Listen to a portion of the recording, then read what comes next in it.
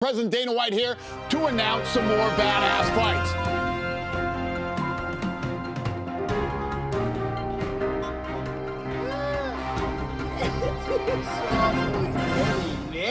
Fellas, it is time to talk about everything that has gone on in the world of combat sports this week, from boxing to MMA. Everything in the world of combat sports. We've got some announcements, we've got some previews, we've got some breakdowns, some recaps, just everything that has kind of significantly gone on in the world of combat sports this week we're going to be going over. So let me know your thoughts on the topics discussed in this video and your thoughts on this series. But we'll go in there with the first topic, which is going to be the main announcement. So the first announcement we got this week was the UFC 305 announcement in Perth, Australia, headlined by Dricus du Plessis and Israel Adesanya. Now, obviously, this was rumored for like months previously. If you've watched some of my videos, you'll know that I kept bringing up this card in Perth because it was kind of leaked, but it's been official by the UFC.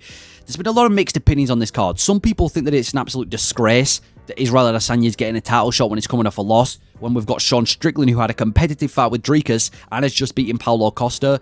I'm not actually that mad at this fight, though. Like, I'm not mad at this fight. I'm actually quite interested to see Dricus du Plessis versus Adesanya. I've also been hearing some 50-50 reviews online about who's going to win. A lot of people think Adesanya is a tailor-made, or Dricus du Plessis is a tailor-made matchup for Adesanya because he's just sloppy, not the most technical guy. And when you've got a guy as technical as Adesanya, he could land a big shot. Then some people think Dricus du Plessis' pressure is going to be way too much for Israel Adesanya's. Also, one thing to note about Israel Adesanya, this dude is an absolute beast whenever he's fighting for the belt. Like, whenever he's defending the belt, I feel like Adesanya is nowhere near as good as when he's actually fighting for the belt. There's like some sort of weird, kind of, not a curse, but it's like a mythical fighter that whenever Adesanya's fighting for the belt, like not defending the belt, but when he's fighting for the belt, he seems to just be much better. But yeah, it got announced. There's been a lot of mixed opinions online. And to be honest, there's a big rivalry there. I can understand why the UFC have done it. It's going to sell pay-per-views. It's a rivalry that we're waiting for. And it is really the return of Israel Adesanya. Potentially becomes the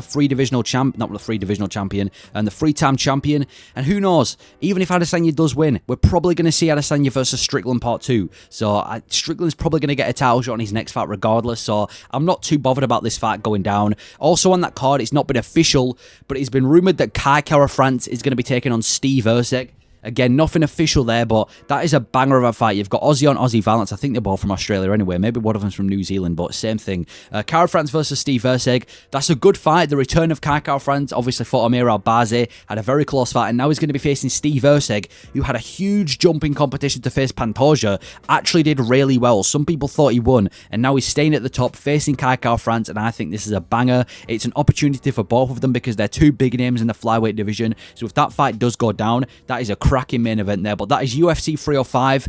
Also, on the topic of announcements, we've got the announcement in boxing that Jake Paul is going to be facing Mike Perry. Now, I touched on this a little bit last week, but it's now official. July 20th, Saturday. Yeah, I don't really know what Jake Paul's trying to do in his boxing career, because on one hand, he's trying to fight these random ass people, Andre August, no one's ever heard of these guys, and apparently he's doing it because he wants to improve as a fighter and, build towards that build as a professional. And now he's facing another ex-UFC fighter, bare knuckle fighter, Mike Perry. But at least Mike Perry isn't like a Nate Diaz. Like, at least Mike Perry's been active in combat sports. He's been doing bare knuckle boxing. And even though I would have genuinely been so interested in this fight if it was a bare knuckle fight, I understand why Jake Paul doesn't want to box Mike Perry bare knuckle, because I don't think anyone on the planet wants to box Mike Perry bare knuckle. That dude is some sort of, like, he is the greatest of all time in BKFC. But that's been official for a boxing match in July 20th. Should be fairly interesting to see how Mike Perry does in a boxing match, but that's been announced. Also in boxing, it's now been official that Ryan Garcia has been suspended for an entire year. So for all those Ryan Garcia fans, he's not going to be fighting for a year because obviously he's drug testing. Now Devin Haney, the loss has been taken off his record. It is now ruled as a no contest.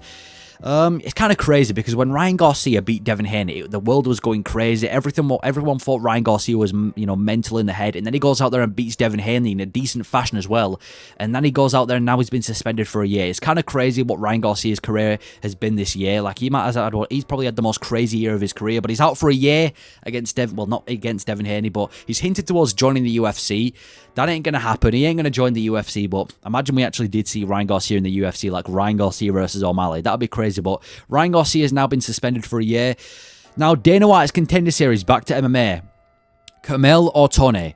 In other words, Alex Pereira, the first guy to beat Alex Pereira in MMA, is now in the UFC in the Contender series. So back in the day when Alex Pereira had one of his first fights in MMA, he fought Kamel Ortone and he lost. So this guy's the only guy in MMA to ever beat Alex Pereira outside of Israel Adesanya. And I can't help but think, imagine we have like a full circle moment. Like you've got Adesanya, and who's the champion. Pereira comes into the UFC, labeled as the only other guy to beat Adesanya, beats Adesanya, and now we've got Kamel Ortone. Imagine this guy just makes a career for himself in the UFC, climbs the rankings and gets to fight with Pereira and beats Pereira as the only other guy to beat Pereira outside of Israel Adesanya. That'd be crazy. But yeah, he's now in the UFC in the Contender series, so it's a name that you can look out for. Dana White went on a podcast and essentially brought down the name of Francis Ngannou and basically just tried hyping up Jon Jones. He basically said that Francis Ngannou didn't want to fight Jon Jones. I don't believe this for 1 second, because I'm pretty sure this was the same Dana White that was making statements saying that Jon Jones was asking for like 10 million to face Francis Ngannou. When Francis Ngannou was the champion, it was Dana White that was slandering the name of Jon Jones, saying that he didn't want to fight and everything like that. Why would Francis Ngannou not want to fight Jon Jones? It's a winnable fight, and if he does beat Jon Jones, that's the biggest win of his career. So I don't believe that for a second. He's also said that if Francis Ngannou and Jon Jones were to fight, that it would go very similar to how Jon Jones fought Cyril Gane. This is just Dana White trying to be a promoter. When you leave the UFC with hype to your name, Dana White will do everything he can to hype up fighters in the UFC and essentially bring down anyone who isn't in the UFC. So I understand Dana White saying this. He's doing it as a promoter. There's no logic in it. He's just trying to see it from a business perspective. But Dana White, again, surprise, surprise, coming out with delusion. Now, before we get into the fight night this week, we're going to be going over a quick recap of what happened last weekend. So obviously, we're in the UFC. We had the fight night between Taira and Perez, ending in an injury. And even though it ended in an injury, I must say I'm impressed with Tatsuro Taira. This guy has insane grappling exchanges. This guy looks like one of the best grappling prospects in the flyweight division. And I need to see this guy face a top flyweight, whether it be like a Brandon Royval, Brandon Moreno, Mohamed Makayev. I just want to see this dude face a top 5 flyweight in the world, because he's got a lot of potential, does Tatsuro Taira, coming off that win over Perez. And I can't help but think that Perez might be one of the most cursed flyweights in the world. Like, obviously he had the massive run, like between 2019 to 2023, where he was essentially just pulling out of every single fight. And then he finally starts getting momentum. Well, he loses to Makayev, and he finally gets momentum after he knocks out Nicolau. And then in his next fight, in his next main event, he gets injured. I feel like Perez, he's kind of had like a cursed career. But that went on in the UFC last week. We also had a boxing match between Chael Sonnen and Anderson Silva. Nothing notable to talk about. It was essentially a cash grab. They both kind of went in there, had a light spar, made a lot of money for themselves. Wasn't anything significant that we can talk about, but that's what happened in MMA last week. Now, we're going to be previewing quickly this week's fight night. Now, before we get into the fights, because let's be honest, it is one of the most stacked fight nights of all time, there's been so many pullouts on this card. Obviously, the main event, Robert Whittaker versus Khamzat Chimaev, got cancelled. Said Nurmagomedov was supposed to be facing Montel Jackson. That got cancelled. Then Montel Jackson was supposed to be facing Farid Bashrat. That got cancelled. Dan Sharaputta Magomedov was supposed to be fighting Iho Portiera. Obviously, Portiera fought Michelle Pereira at UFC 301, so that got cancelled.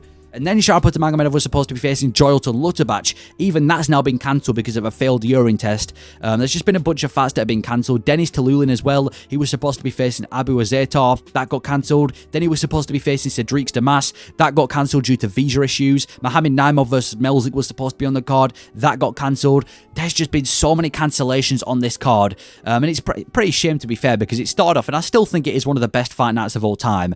But the amount of bangers we could have seen on this card, there's something going on with the cancellations. And you know what? It's not even just this stacked fight night this week with Whittaker and Iliskrov that I can't wait for, by the way, but it's also next week, UFC 303. Do I even need to go into all the cancellations for that card? Obviously, the main event, McGregor Chandler.